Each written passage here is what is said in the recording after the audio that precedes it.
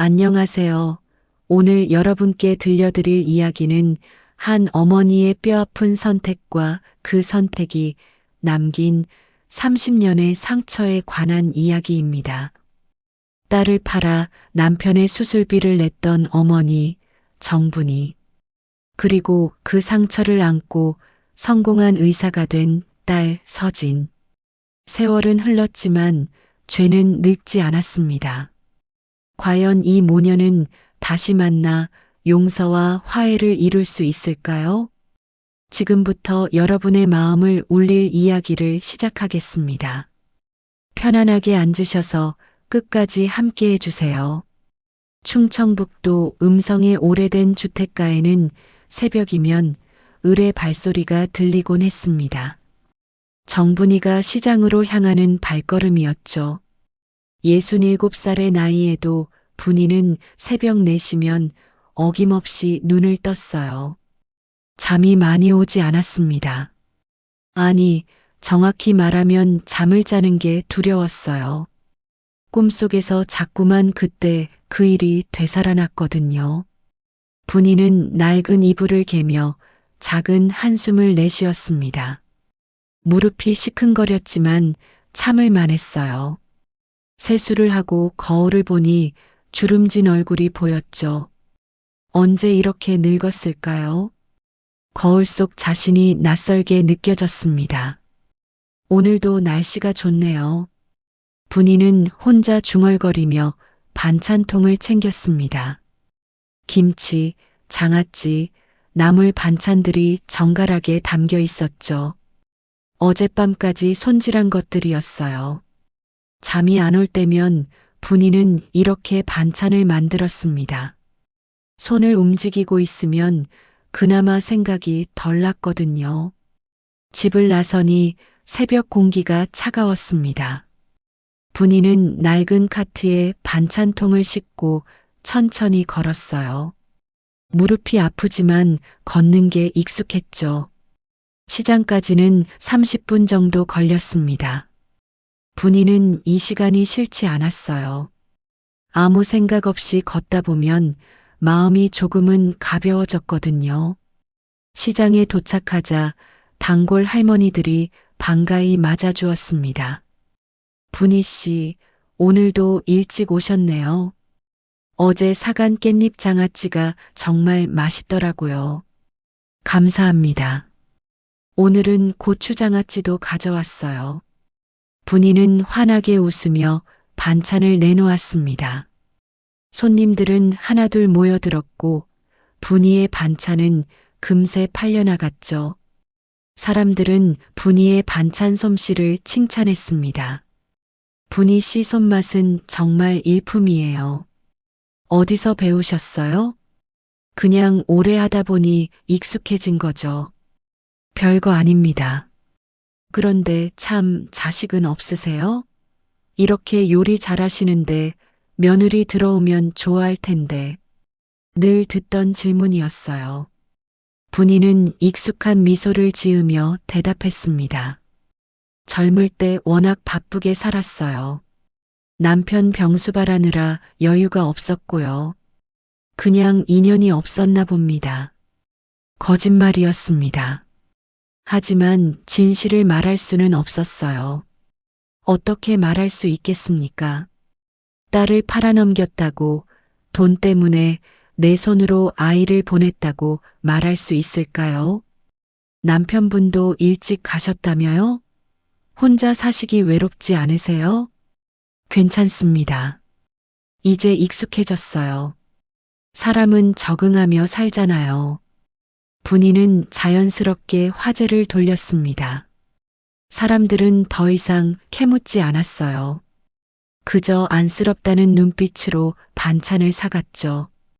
분이는 그 눈빛이 불편했지만 내색하지 않았습니다. 동정받는 게 싫었지만 그게 자신이 선택한 삶이었으니까요. 장사를 마치고 집으로 돌아온 분이는 낡은 서랍을 열었습니다.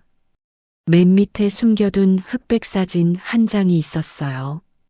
사진 속에는 어린 딸을 안고 있는 젊은 시절의 분이가 웃고 있었습니다. 딸의 이름은 서진이었죠. 사진 속 아이는 4~5살쯤 돼 보였어요. 동그란 눈망울이 참 예뻤습니다. 진아.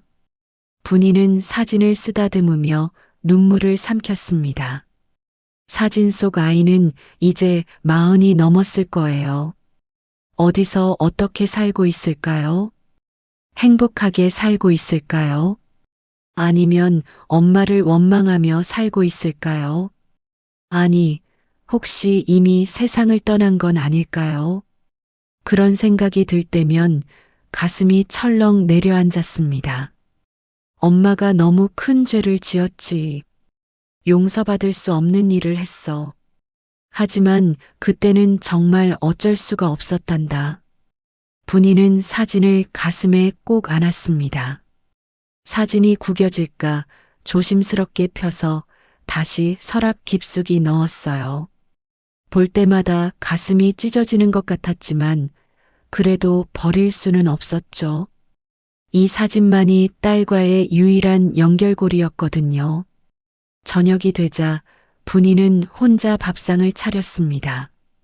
작은 밥공기 하나, 국 한 그릇, 반찬 몇 가지가 전부였죠. 남편이 살아있을 때는 그래도 둘이서 밥을 먹었는데 이제는 혼자였어요. 10년이란 시간이 흘렀지만 여전히 익숙해지지 않았습니다. 밥을 먹다가 분이는 문득 멈췄습니다. 식탁 건너편 빈자리가 눈에 들어왔어요. 남편이 앉던 자리였죠. 분이는 그곳을 바라보며 조용히 말했습니다. 여보, 오늘도 잘 지냈어요. 시장에서 반찬이 잘 팔렸습니다. 날씨가 좋아서 그런가 봐요. 당신도 이제 편히 쉬고 있겠죠? 남편은 대답하지 않았지만 분이는 계속 혼잣말을 했어요. 그렇게라도 하지 않으면 너무 외로웠거든요. 밥을 다 먹고 설거지를 하는 동안에도 분이는 계속 중얼거렸습니다. 내일은 콩나물 무침을 만들어야겠어요. 요즘 콩나물이 싱싱하더라고요. 밤이 깊어지자 분이는 잠자리에 누웠습니다. 하지만 잠은 쉽게 오지 않았어요. 천장을 바라보며 과거를 떠올렸죠. 그날의 기억이 생생했습니다.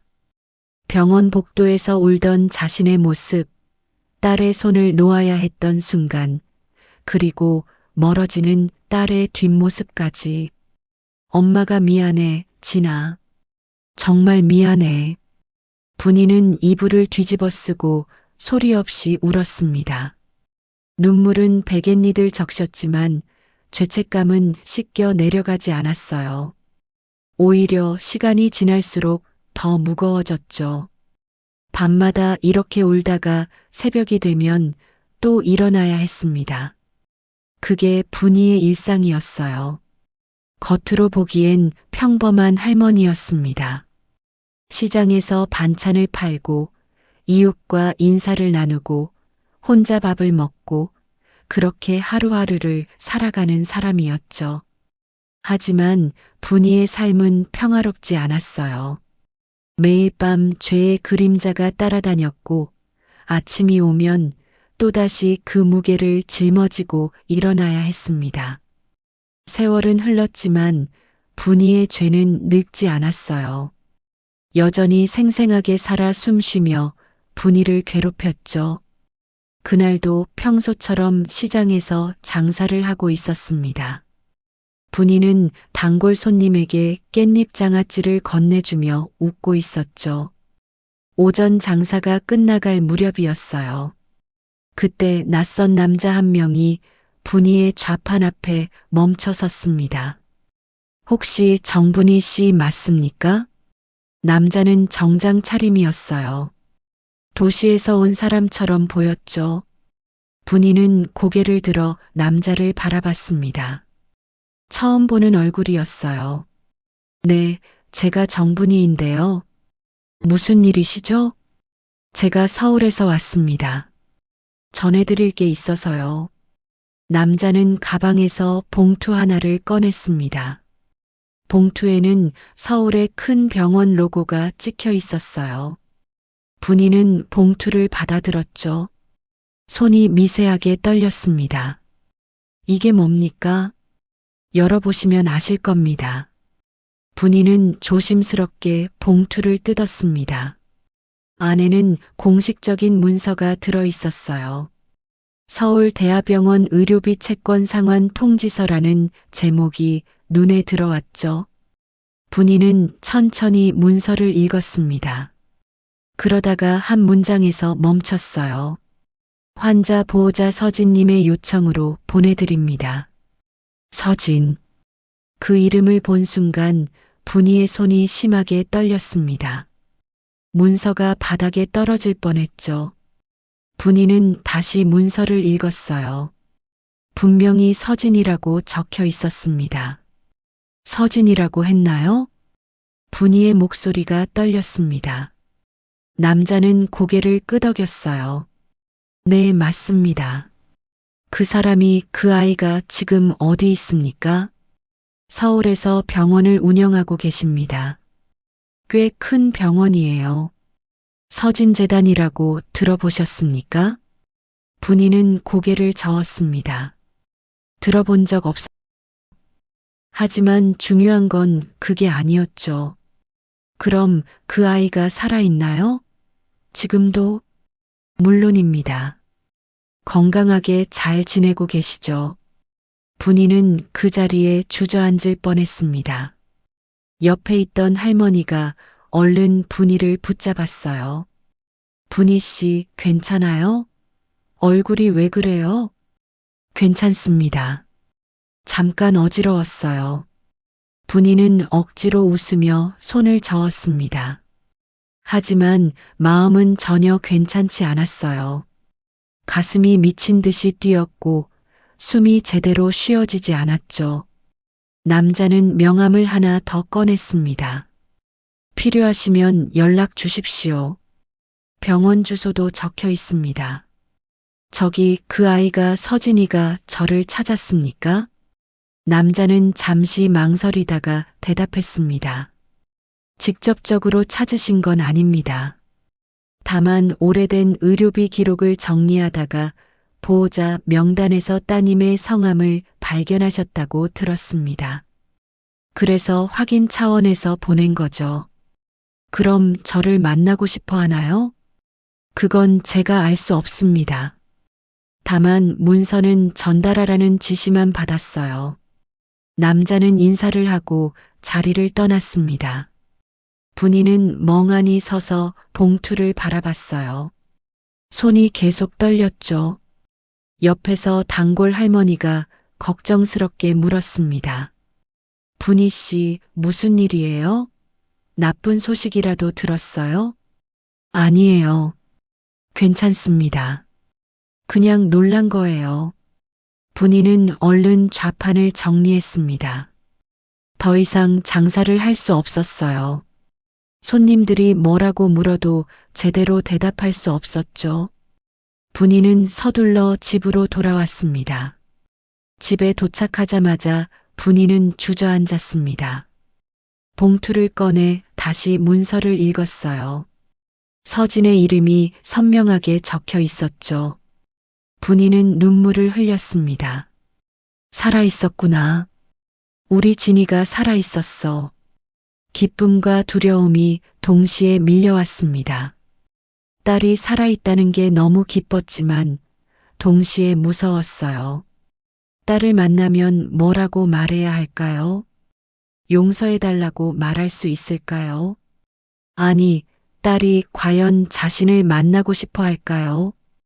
그날 밤 분이는 한숨도 자지 못했습니다. 계속해서 문서를 들여다봤어요. 병원 주소를 외울 정도로 반복해서 읽었죠. 명함에 적힌 전화번호를 보며 수없이 망설였습니다.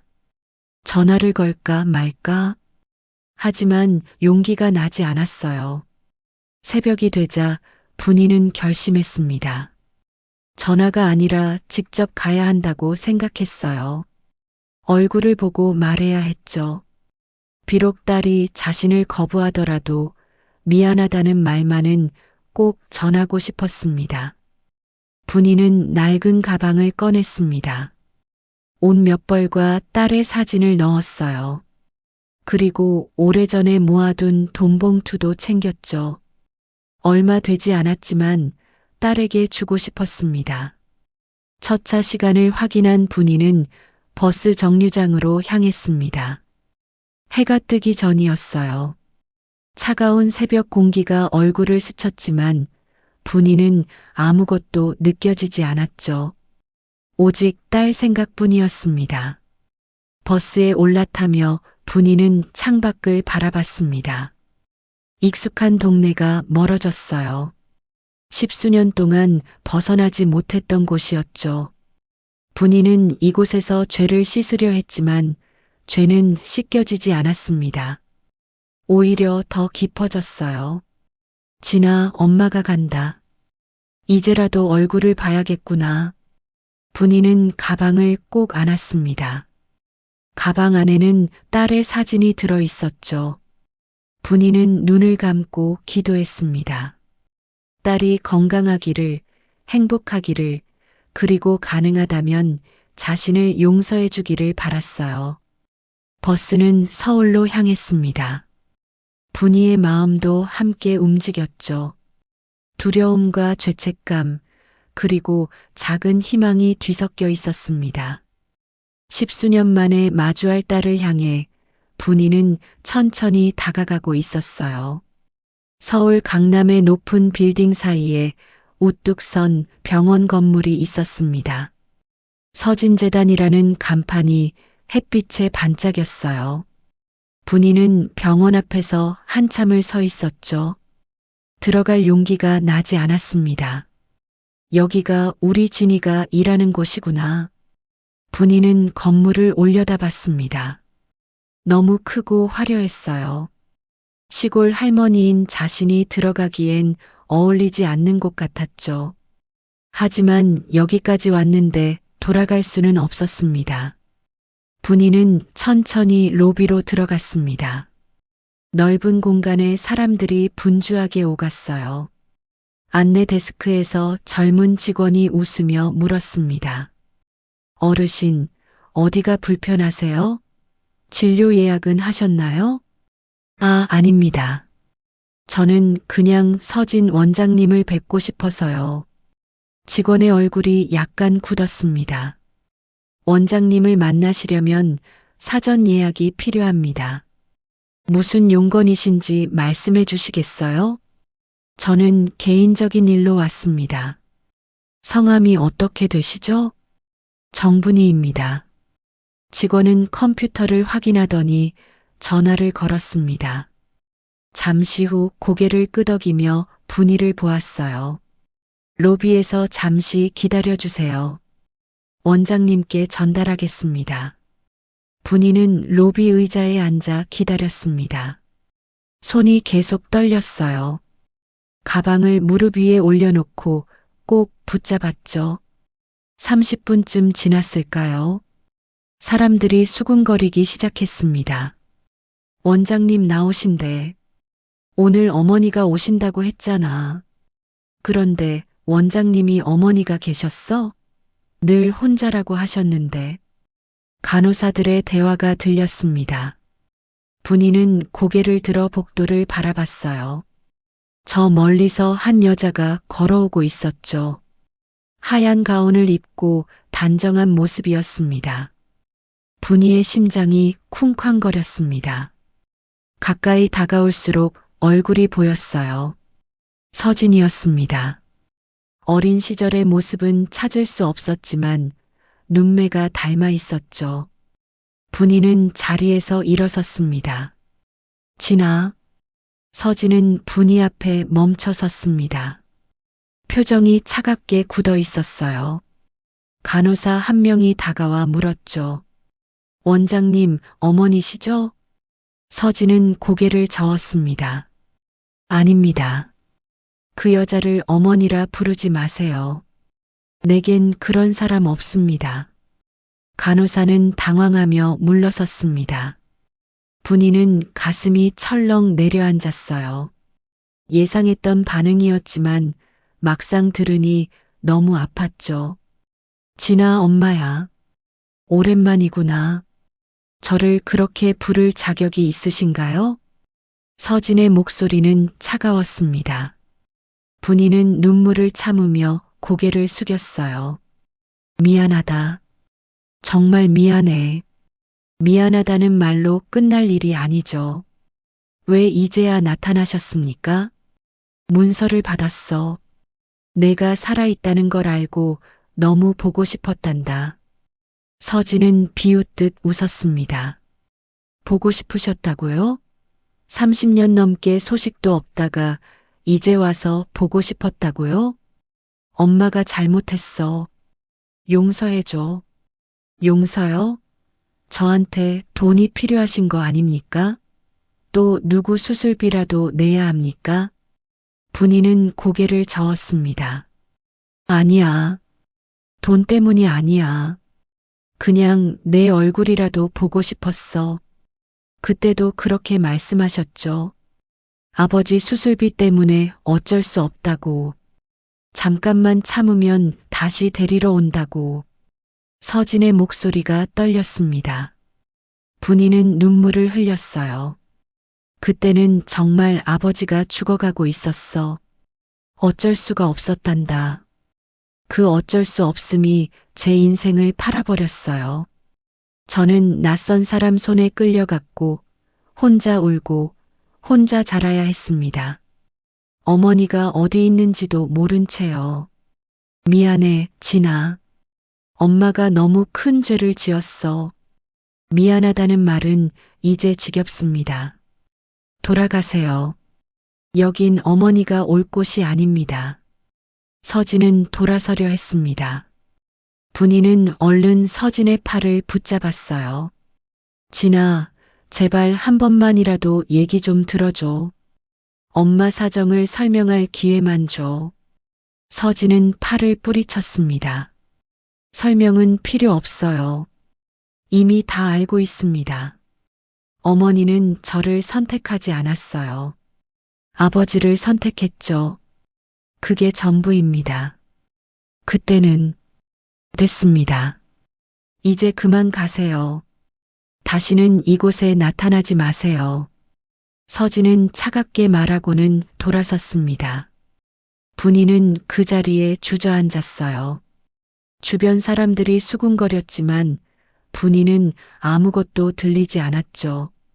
서진의 뒷모습만 보였습니다. 멀어지는 딸의 모습이 흐릿하게 보였어요.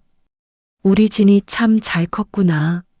하지만 엄마를 너무 미워하는구나. 분이는 눈물을 닦으며 천천히 일어섰습니다.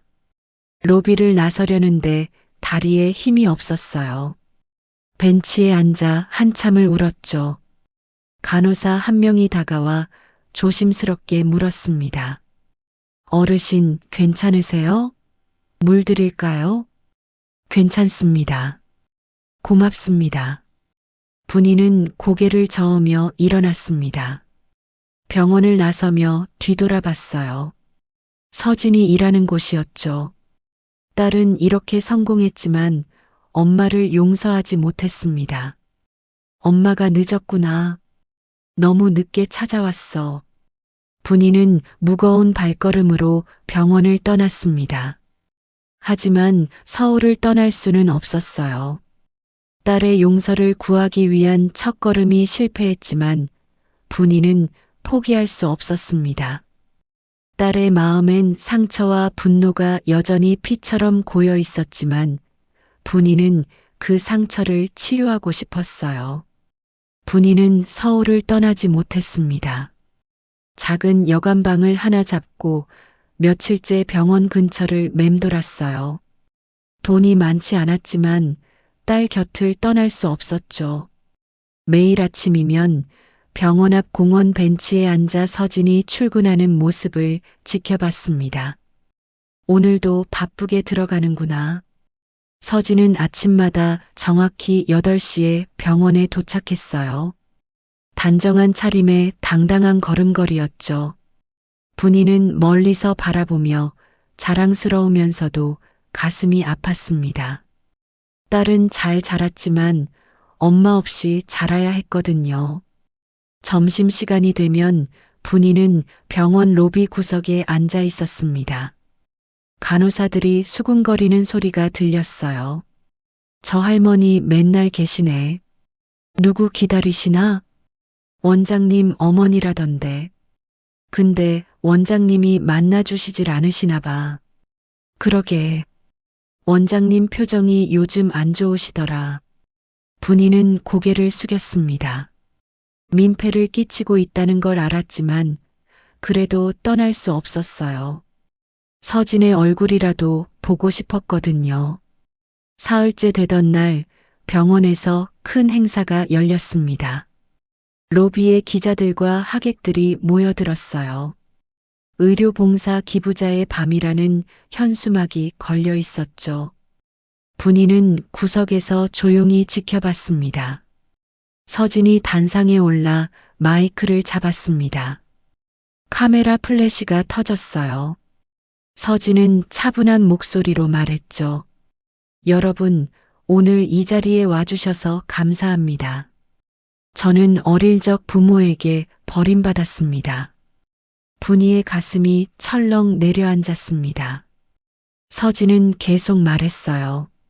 낯선 곳으로 보내졌고, 혼자 울고, 혼자 자라야 했죠. 하지만 저는 그 고통을 딛고 여기까지 왔습니다. 제 힘으로요. 사람들이 박수를 쳤습니다. 감동적인 이야기라고 생각했겠죠. 하지만 분이에게 그 말들은 칼처럼 가슴을 찔렀습니다. 혼자 힘으로 일어섰기에 저는 같은 아픔을 겪는 아이들을 돕고 싶습니다. 부모 없이 자라는 아이들에게 희망을 주고 싶어요. 분이는 눈물을 흘리며 로비를 나섰습니다. 더 이상 들을 수 없었어요. 딸이 겪은 고통이 고스란히 전해졌거든요. 공원 벤치에 앉아 분이는 흐느꼈죠. 엄마 때문이야. 다 엄마 탓이야. 내가 너를 그렇게 만들었어. 밤이 깊어졌지만 분이는 여관으로 돌아가지 못했습니다. 벤치에 앉아 밤을 보냈어요. 추웠지만 괜찮았죠. 이 정도 추위는 아무것도 아니었습니다. 엄마가 받아야 할 벌이야. 이것보다 더한 벌을 받아도 마땅해. 새벽녘 누군가 분이 옆에 섰습니다. 분이는 고개를 들었어요. 나이 든 남자가 서 있었죠. 정장을 입고 지팡이를 짚고 있었습니다. 혹시 정분이 씨 맞습니까? 네, 그런데 누구시죠? 남자는 옆에 앉았습니다. 저는 윤철민이라고 합니다. 서진재단의 이사장이죠. 분이는 놀라 남자를 바라봤습니다. 윤 회장은 75살쯤 돼 보였어요. 온화한 얼굴이었지만 눈빛은 날카로웠죠. 회장님께서 왜 저를, 당신을 알아봤습니다. 30년 전 병원에서 봤던 얼굴이에요. 분이의 얼굴이 굳었습니다. 윤 회장은 계속 말했어요. 그때 당신은 울면서 아이를 데려갔죠. 남편 수술비를 받고 말입니다. 그때 일을 기억하십니까? 물론입니다. 내가 돈을 낸 사람이니까요. 분이는 숨이 막혔습니다. 윤 회장이 바로 그 사람이었어요.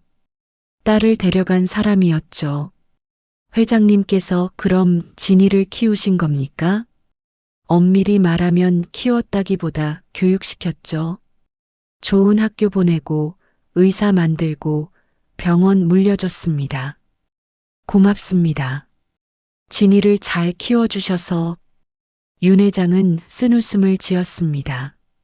고맙다고요? 당신은 아직도 모르는군요. 무엇을 모른다는 겁니까? 진실 말입니다. 당신이 생각하는 것과 실제는 다르다는 것을요. 분이는 불안한 마음이 들었습니다. 윤 회장의 말투가 심상치 않았어요. 무슨 말씀이신지. 당신 남편 말입니다. 그때 정말 살아 있었을까요? 네. 그게 무슨. 의료 기록을 봤습니다. 당신 남편은 당신이 아이를 보내기 전날 이미 사망했어요. 분이는 벌떡 일어섰습니다. 믿을 수 없었어요. 거짓말입니다. 남편은 수술을 받았어요. 살아났다고요. 병원에서 그렇게 말했을 겁니다. 하지만 진실은 다릅니다. 당신은 이미 죽은 사람을 살리겠다고 딸을 판 거예요. 분이는 주저앉았습니다. 다리에 힘이 풀렸어요. 아니에요. 그럴 리가 없어요. 믿고 싶지 않겠죠. 하지만 사실입니다. 나는 당신의 절망을 이용했어요. 아이가 필요했거든요. 왜 그런 짓을 하셨습니까? 후계자가 필요했습니다. 내겐 자식이 없었죠. 똑똑한 아이를 키워서 병원을 물려주고 싶었어요. 분이는 눈물을 흘렸습니다. 진실이 너무 잔인했어요. 그럼 저는 죽은 사람을 살리겠다고 딸을 판 거네요. 헛된 희망에 속아서. 그렇습니다. 당신은 속았고 나는 아이를 얻었죠. 윤 회장은 일어서며 말했습니다. 서진은 이 사실을 모릅니다. 입양된 줄 알고 있죠. 하지만 진실은 거래였어요. 당신도 나도 알고 있는 진실 말입니다. 제발 진이한테는 말하지 말아주세요. 그건 당신이 결정할 일이 아닙니다. 윤 회장은 떠났습니다. 분이는 그 자리에 무너졌어요. 모든 것이 무너져 내렸죠. 남편은 이미 죽어 있었고 자신은 속아서 딸을 보냈으며 딸은 거래로 팔려간 아이였습니다. 내가 무슨 짓을 한 거야. 분이는 밤새 울었습니다. 진실의 무게가 너무 무거웠어요. 서진이 입양이 아니라 거래된 아이였다는 사실, 그리고 그 모든 것을 윤 회장이 알고 있다는 사실이 분이를 짓눌렀습니다. 다음 날 아침 분이는 다시 병원으로 갔습니다. 윤 회장의 말이 계속 머릿속을 맴돌았어요. 하지만 딸에게 진실을 말해야 할지 고민이었죠. 로비에 들어서자 분위기가 이상했습니다. 사람들이 수군거리며 분이를 쳐다봤어요. 저 할머니가 그 사람이래. 원장님 침몰하면서 근데 버렸다며. 간호사들의 속삭임이 들렸습니다. 분이는 불안한 마음으로 구석에 앉았어요. 잠시 후 서진이 나타났습니다. 환자들과 보호자들이 로비에 가득했죠. 서진은 분이를 똑바로 바라봤습니다. 여러분, 잠시 말씀드리겠습니다. 사람들이 서진을 향해 시선을 돌렸습니다. 분이는 가슴이 두근거렸어요. 서진은 분이를 가리키며 말했죠. 저 여자는 제 어머니가 아닙니다. 정확히 말하면 저를 돈으로 팔아넘긴 사람입니다. 로비가 술렁거렸습니다. 사람들이 놀란 표정으로 분이를 쳐다봤어요. 분이는 얼굴이 새하얗게 질렸죠. 진아, 30년 전 저 여자는 수술비가 필요했습니다. 그래서 저를 팔았어요. 5살짜리 아이를 낯선 사람에게 넘겼죠. 환자 한 명이 소리쳤습니다. 세상에 그런 일이 있을 수 있습니까? 저는 그 뒤로 부모 없이 자랐습니다. 혼자 울고 혼자 견디며 여기까지 왔어요. 그런데 이제 와서 찾아왔습니다. 아마도 돈이 필요해서겠죠. 분이는 고개를 저었습니다. 아니야, 진아. 엄마는 돈 때문이 아니야. 그럼 뭡니까? 양심의 가책이라도 느끼셨습니까? 아니면 외로워서요? 서진의 목소리가 점점 높아졌습니다. 분이는 일어서서 서진에게 다가갔어요. 사람들이 둘을 빙 둘러쌌죠. 진아, 제발 얘기 좀 들어줘. 그때는 정말 어쩔 수가 없었어. 또 그 말입니까? 어쩔 수 없었다는 말로 모든 게 용서됩니까? 아버지가 죽어가고 있었어. 병원비를 구할 길이 없었단다. 그래서 저를 팔았군요. 남편과 딸 중에 남편을 택하신 거죠. 분이는 눈물을 흘렸습니다. 주변 사람들이 수군거렸어요. 저런 어머니도 있나? 자식을 돈으로 팔다니. 원장님이 얼마나 힘들었겠어요. 분이는 무릎을 꿇었습니다. 로비 바닥에 무릎을 대고 고개를 숙였어요. 미안하다, 진아. 엄마가 정말 잘못했어. 용서해줘.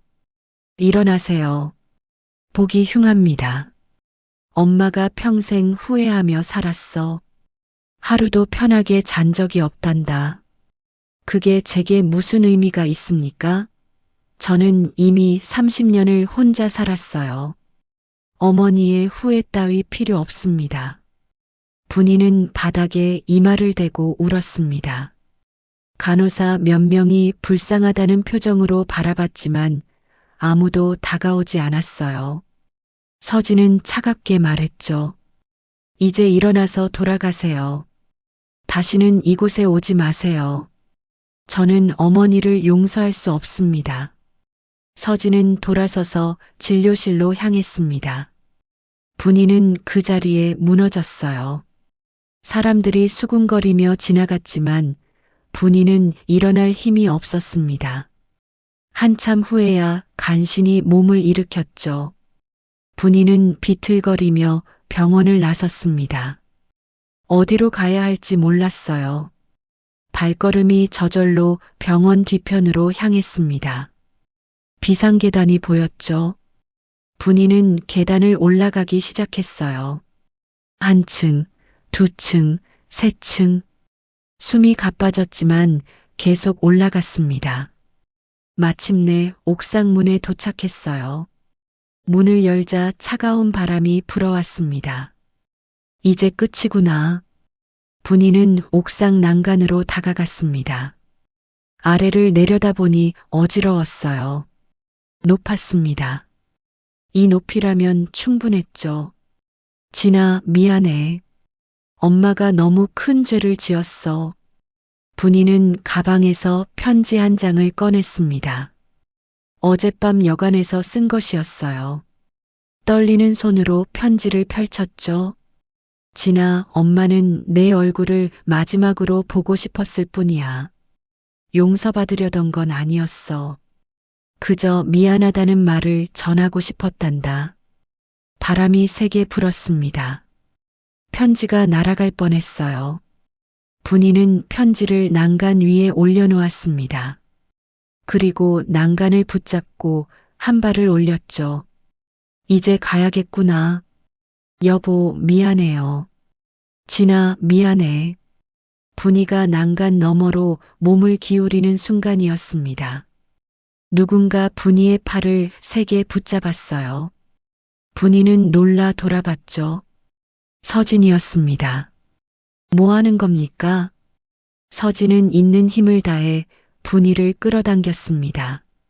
두 사람은 옥상 바닥에 쓰러졌어요. 서진은 숨을 헐떡이며 분이를 노려봤습니다. 죽으려고 하셨습니까? 이게 책임지는 방법입니까? 분이는 울먹였습니다. 차라리 죽는 게 나아. 엄마는 살 자격이 없어. 그렇게 편하게 도망갈 생각입니까? 저를 버리고 또 도망가시려고요? 서진의 눈에도 눈물이 맺혔습니다. 분이는 처음으로 딸의 눈물을 봤어요. 진아, 이건 제 어머니의 손입니다. 이 손을 놓으면 평생 저도 죄인이 됩니다. 어머니를 구하지 못한 죄인이요. 서진은 분이의 손을 꼭 잡았습니다. 차가웠던 손이 따뜻해졌어요. 분이는 딸의 손을 느끼며 눈물을 흘렸죠. 미안해, 진아. 엄마가 정말 미안해. 이제 그만 우세요. 그리고 함께 내려가요. 서진은 분이를 일으켰습니다. 난간 위에 놓인 편지를 집어들었어요. 바람에 펄럭이는 편지를 보며 서진은 깊은 숨을 내쉬었죠. 이 편지는 제가 가지겠습니다. 읽어볼게요. 진아, 아직 용서한 건 아닙니다. 하지만 어머니가 죽는 건 원하지 않아요. 두 사람은 천천히 계단을 내려갔습니다. 서진은 분이의 팔을 붙잡고 있었어요. 분이는 딸의 체온을 느끼며 울었습니다. 30년 만에 처음으로 딸과 손을 잡았죠. 비록 용서받지는 못했지만 딸이 자신을 살렸습니다. 그것만으로도 분이는 감사했어요. 서진은 분이를 자신의 집으로 데려왔습니다. 강남의 아파트였어요. 깔끔하게 정돈된 집이었지만 어딘가 차가운 느낌이었죠. 사람의 온기가 느껴지지 않았습니다. 여기 앉으세요. 서진은 소파를 가리켰습니다. 분이는 조심스럽게 앉았어요. 주변을 둘러보니 딸의 삶이 보였죠. 의학 서적들이 가득한 책장, 벽에 걸린 의사 면허증, 그리고 어디에도 가족 사진은 없었습니다. 서진은 물 한 잔을 가져다 주었습니다. 마시세요. 고맙다, 진아. 아직 어머니라고 부르긴 힘듭니다. 시간이 필요해요. 분이는 고개를 끄덕였습니다. 당연한 일이었죠. 서진은 분이 맞은편에 앉았어요. 한참 동안 침묵이 흘렀습니다. 물어볼 게 있습니다. 뭐든지 물어봐. 그날 아버지는 정말 살 수 있었습니까? 어머니가 아니면 아버지를 살릴 수 없었나요? 분이는 눈을 감았습니다. 가장 듣기 싫은 질문이었어요. 하지만 대답해야 했죠. 그렇게 들었어. 병원에서 그렇게 말했단다. 수술비가 있으면 살릴 수 있다고. 그래서 저를 보냈군요. 엄마는 미쳤었어. 남편이 죽어가는데 돈이 없었거든. 은행에도 가고 친척들한테도 빌려달라고 했지만 아무도 도와주지 않았어. 서진은 분이의 얼굴을 가만히 바라봤습니다. 분이는 계속 말했어요.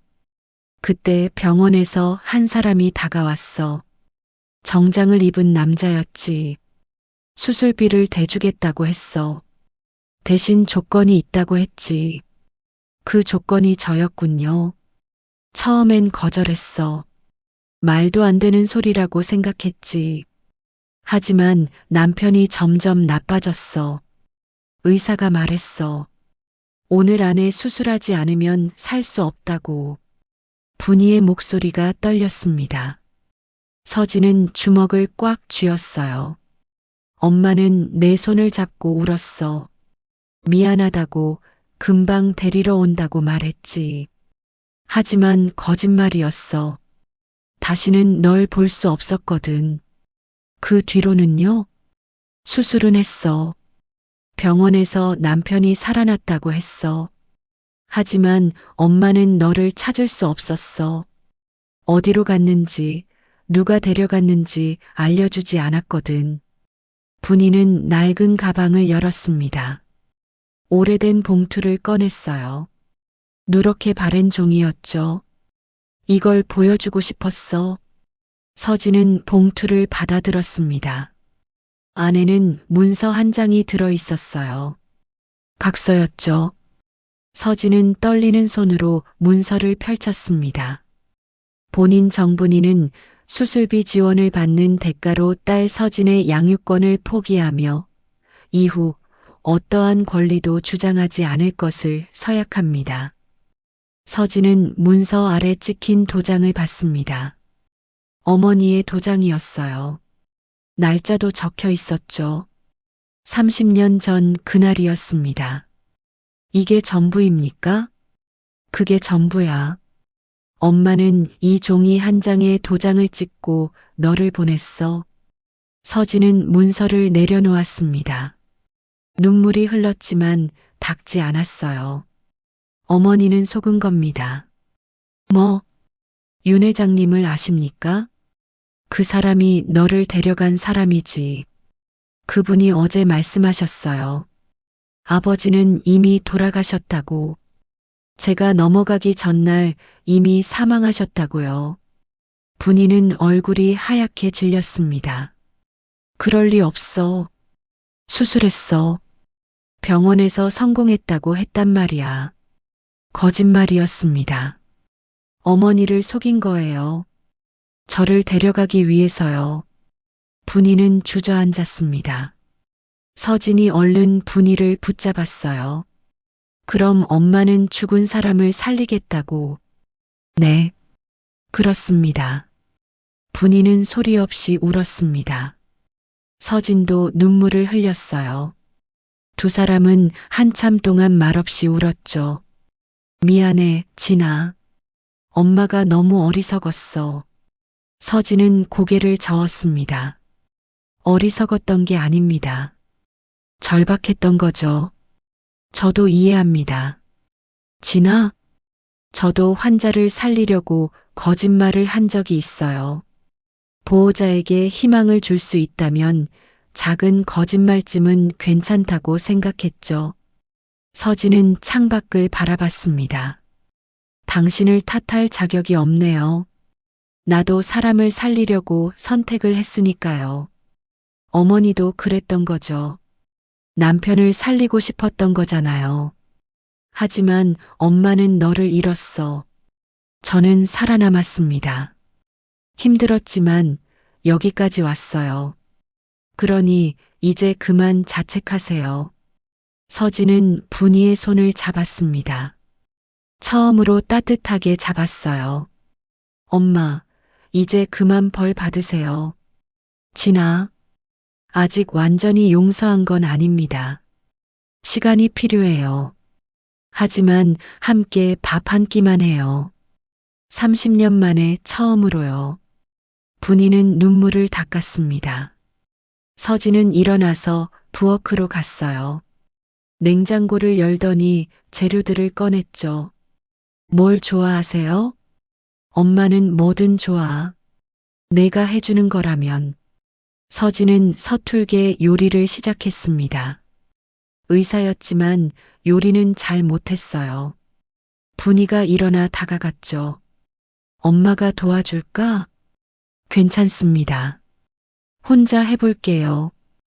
그래도 엄마 옆에서 지켜만 봐주세요.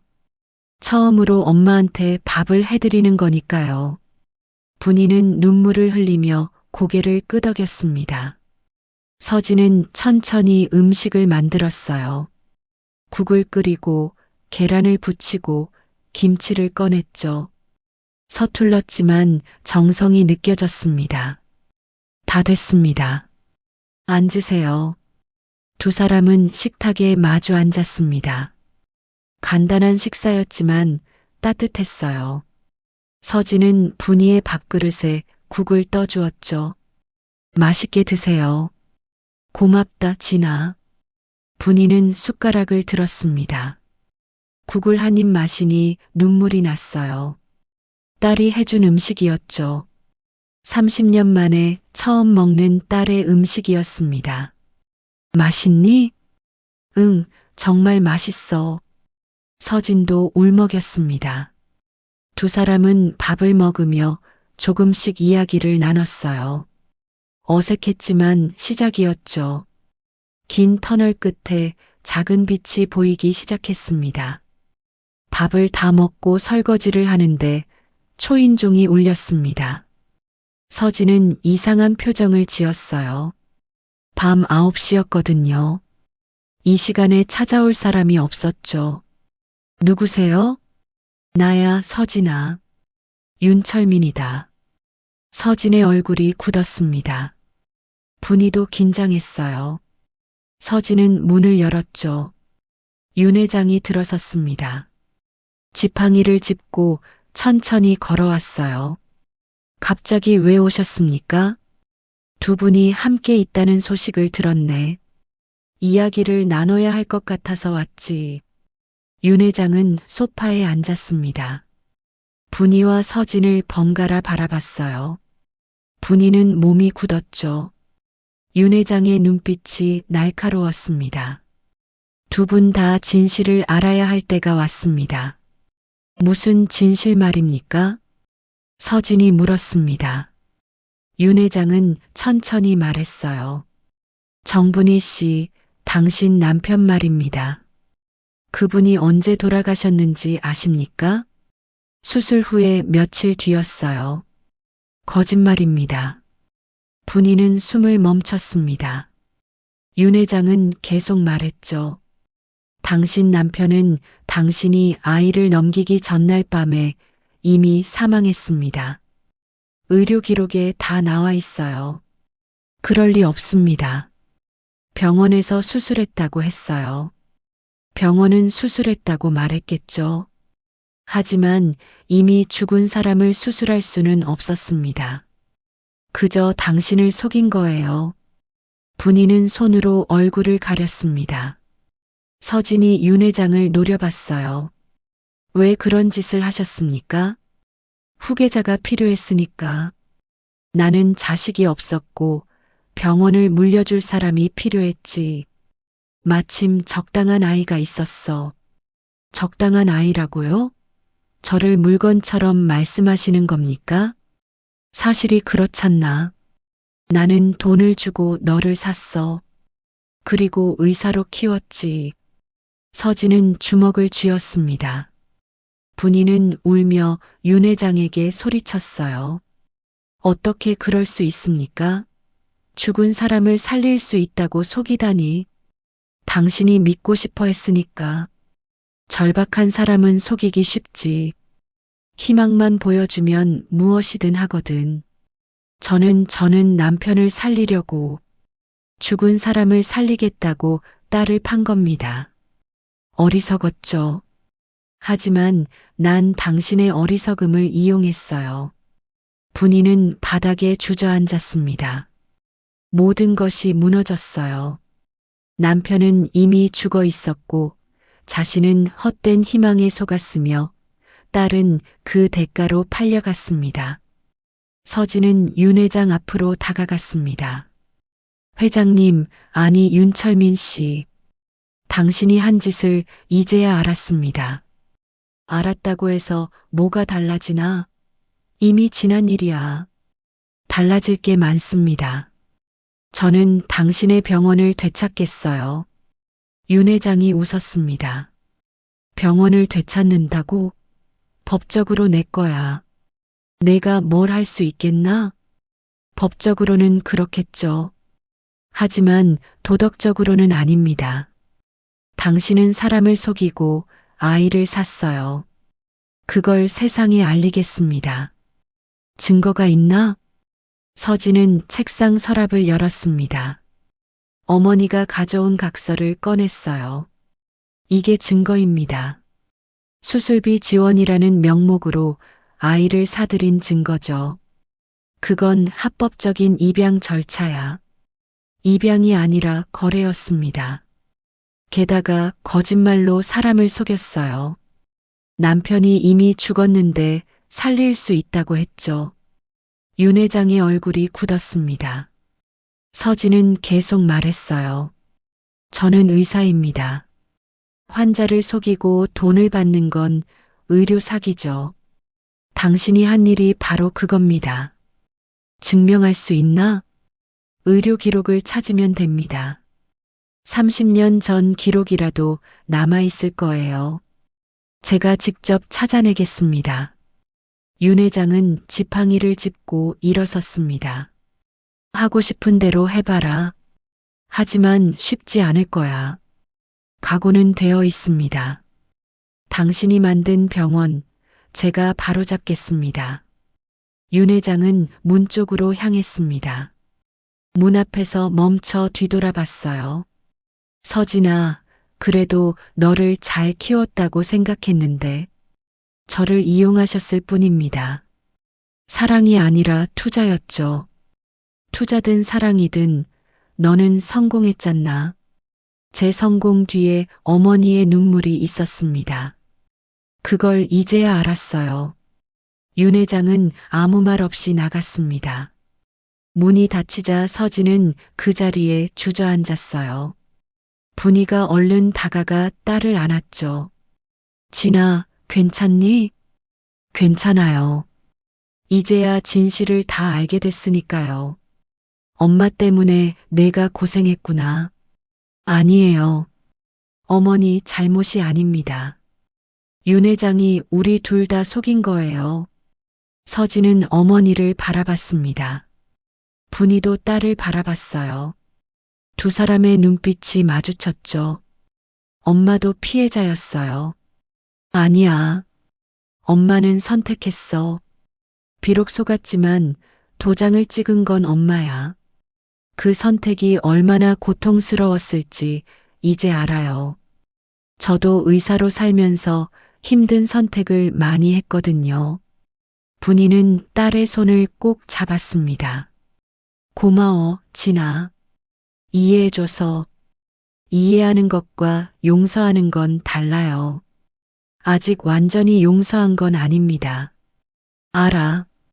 엄마는 용서받을 자격이 없어.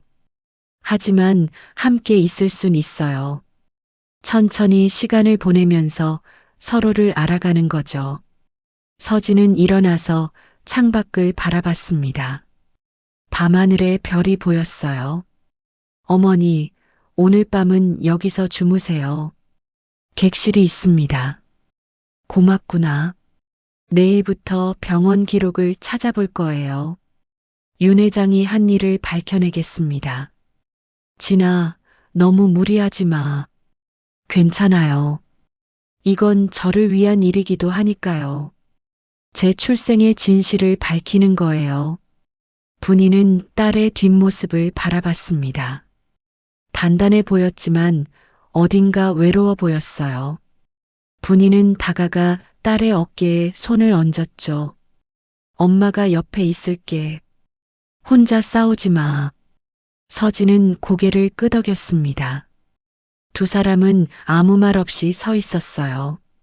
창밖의 별을 바라보며 각자의 생각에 잠겼죠. 고통보다 깊은 이해가 있었고 분노보다 깊은 회한이 있었습니다. 그리고 그 모든 것 너머에 작은 희망이 싹트고 있었어요. 몇 달이 흘렀습니다. 서진은 병원 기록을 샅샅이 뒤졌어요. 30년 전 의료 기록들을 찾아내는 건 쉽지 않았죠. 하지만 포기하지 않았습니다. 분이는 딸 곁에서 묵묵히 지켜봤어요. 어느 날 서진이 오래된 파일 하나를 발견했습니다. 먼지가 쌓인 서류철이었어요. 그 안에 아버지의 사망 진단서가 있었죠. 날짜를 보니 분명했습니다. 서진이 넘어가기 하루 전이었어요. 찾았습니다. 증거를 찾았어요. 서진은 그 서류를 들고 윤 회장을 찾아갔습니다. 분이도 함께였어요. 윤 회장은 자신의 사무실에서 두 사람을 맞았죠. 증거를 찾아냈습니까? 네. 아버지의 사망 진단서입니다. 제가 넘어가기 전날 이미 돌아가셨어요. 윤 회장은 서류를 보더니 한숨을 쉬었습니다. 그래, 맞아. 이미 돌아가신 분이었지. 이걸 언론에 공개하겠습니다. 당신이 한 일을 세상에 알리겠어요. 그래라. 하지만 그렇게 되면 너도 상처받을 거야. 내가 거래로 사들여진 아이라는 게 알려지니까. 서진은 고개를 끄덕였습니다. 알고 있습니다. 하지만 진실은 밝혀져야 해요. 윤 회장은 잠시 생각하다가 입을 열었습니다. 알았어. 내가 물러나지. 병원 경영권을 너에게 넘기겠어. 조건이 있습니까? 조건은 없어. 다만 이 일을 조용히 마무리하자. 언론에 알리지 말고. 서진은 분이를 바라봤습니다. 분이가 고개를 끄덕였어요. 좋습니다. 조용히 마무리하죠. 대신 회장님은 병원에서 완전히 손을 떼셔야 합니다. 그렇게 하지. 며칠 후 윤 회장은 병원을 떠났습니다. 서진이 새 원장이 되었죠. 사람들은 세대교체라고만 알았어요. 진실은 두 사람만 알고 있었습니다. 하지만 서진은 행복하지 않았습니다. 병원을 되찾았지만 마음이 무거웠어요. 매일 환자를 보고 수술을 하고 회의에 참석했지만 공허했죠. 어느 날 저녁 서진은 어머니에게 말했습니다. 엄마, 저는 잘못 살아온 것 같아요. 무슨 소리니? 병원을 되찾기 위해 싸웠지만 이게 제가 원하던 삶인지 모르겠어요. 분이는 딸의 손을 잡았습니다. 그럼 내가 원하는 삶은 뭐니? 모르겠어요. 평생 혼자 살아왔으니까요. 가족도 없이, 따뜻함도 없이. 이제는 엄마가 있잖아. 서진은 눈물을 흘렸습니다. 엄마, 저 이제 좀 쉬고 싶어요. 이렇게 계속 싸우며 살기 힘들어요. 분이는 딸을 안았습니다. 서진은 어머니 품에서 한참을 울었어요. 30년 동안 참았던 눈물이 쏟아졌죠. 진아, 엄마랑 고향에 가자. 거기서 함께 살면 어떨까? 고향이요? 응. 음성 말이야. 엄마가 반찬 팔던 시장이 있어. 거기서 작은 가게를 하나 내자. 둘이서. 서진은 어머니를 바라봤습니다. 병원은요? 유능한 의사들한테 맡겨. 너는 이제 쉬어야 해. 서진은 한참 생각하다가 고개를 끄덕였습니다. 좋아요. 그렇게 해요. 한 달 후 충청북도 음성의 오래된 장터에 새 간판이 걸렸습니다. 진인의 밥상 엄마의 마음으로라는 글씨가 새겨져 있었어요. 작지만 깔끔한 가게였죠. 서진은 하얀 가운 대신 앞치마를 두르고 있었습니다. 분이와 함께 반찬을 만들고 손님을 맞았어요. 처음엔 서툴렀지만 점점 익숙해졌죠. 어머니, 이 김치는 어떻게 담그는 거예요? 천천히 알려줄게. 우리 진이가 배우면 금방 잘할 거야. 장터 사람들은 신기해했습니다. 분이 씨, 딸이 있었어요? 처음 보는데. 네. 오랫동안 떨어져 지냈어요. 이제 함께 살기로 했답니다. 둘이 닮았네요. 모녀지간이 확실해요. 분이와 서진은 웃으며 일했습니다. 손님이 오면 반갑게 맞았고 반찬을 정성껏 담아주었어요. 바쁘지만 행복했죠. 저녁이 되면 두 사람은 가게를 정리하고 집으로 돌아갔습니다. 작은 집이었지만 따뜻했어요. 함께 저녁을 먹고 이야기를 나누고 텔레비전을 봤죠. 엄마, 행복해요? 당연하지. 내가 옆에 있는데. 저도 행복해요. 처음으로 이렇게 편하네요. 분이는 딸의 머리를 쓰다듬었습니다. 우리 진이 많이 고생했지. 이제 좀 쉬어. 엄마도 고생하셨어요. 평생 죄책감에 시달리셨잖아요. 그래도 엄마는 괜찮아. 내가 옆에 있으니까. 어느 봄날 장터에는 따뜻한 바람이 불었습니다. 분이와 서진은 가게 앞에 앉아 봄을 느꼈어요. 벚꽃잎이 날렸죠. 엄마, 이제 정말 봄이 온 것 같아요. 그래. 우리한테도 봄이 왔구나. 서진은 어머니의 손을 잡았습니다. 주름진 손이었지만 따뜻했어요. 분이도 딸의 손을 꼭 잡았죠. 진아, 엄마를 용서해 줄래? 서진은 잠시 침묵했습니다. 그리고 조용히 말했어요. 이미 용서했어요. 함께 살면서 깨달았어요. 엄마도 피해자였다는 걸. 고마워, 진아. 저야말로 고마워요. 다시 찾아와 주셔서. 두 사람은 눈물을 흘렸습니다. 하지만 슬픈 눈물이 아니었어요. 용서와 화해의 눈물이었죠. 세월은 흘렀지만 늦게라도 찾아온 봄이었습니다. 장터의 사람들이 지나가며 말했습니다. 분희 씨 모녀, 참 보기 좋네. 그러게. 둘이 꼭 붙어서 일하는 거 보면 정겹더라고. 분희와 서진은 웃으며 손님들을 맞았습니다. 진인의 밥상에는 엄마의 마음이 담긴 반찬들이 가득했어요. 그리고 그 반찬들에는 용서와 사랑이 배어 있었죠. 햇살이 따스했습니다. 바람이 잔잔했어요. 두 여인은 나란히 앉아 봄을 바라봤습니다. 30년이란 긴 겨울이 지나고 마침내 봄이 찾아왔어요. 늦게 찾아온 봄이었지만 더없이 아름다웠습니다.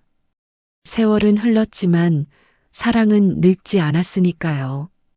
여러분, 오늘 이야기 어떠셨나요?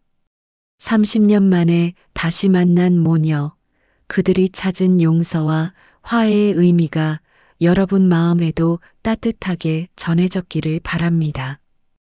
때로는 우리 인생에도 늦게 찾아오는 봄이 있습니다. 포기하지 않고 용기 내어 한 걸음 내디딜 때 그 봄은 반드시 찾아옵니다.